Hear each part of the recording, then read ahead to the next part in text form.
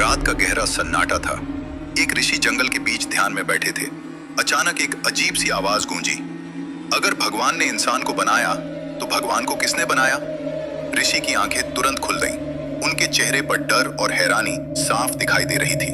उन्होंने धीरे से कहा, यह सवाल नया नहीं है। यह सवाल तो महाभारत के समय भी पूछा गया था। लेकिन इससे पहले कि वो कुछ और कहते, आसमान अचानक काला पड़ गया और एक परछाई उभरी।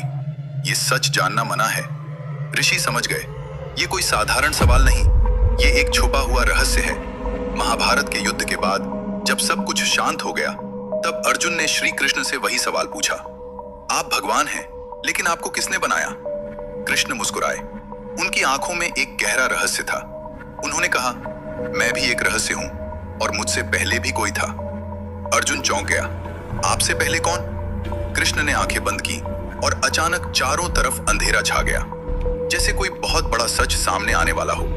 रामायण के समय हनुमान जी ने जब गहरे ध्यान में प्रवेश किया तो उन्हें भगवान राम नहीं बल्कि एक और अज्ञात शक्ति दिखाई दी।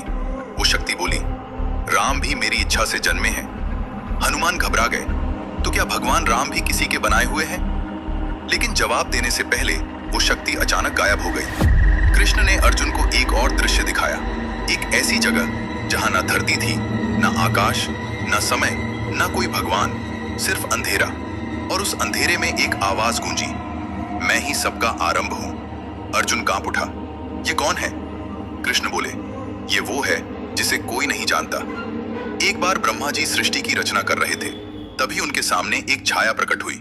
छाया बोली, तुम मुझे बनाए बिना सृष्टि नहीं बना सकते।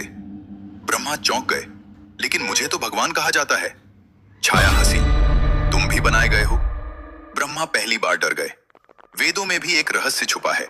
एक श्लोक कहता है, ना देवता जानते हैं ना मनुष्य की शुरुआत किसने की।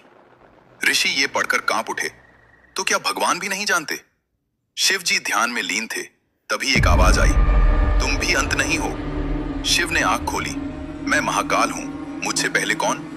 आवाज बोली, तुम समय हो, पर मैं समय से भी पहले हूं।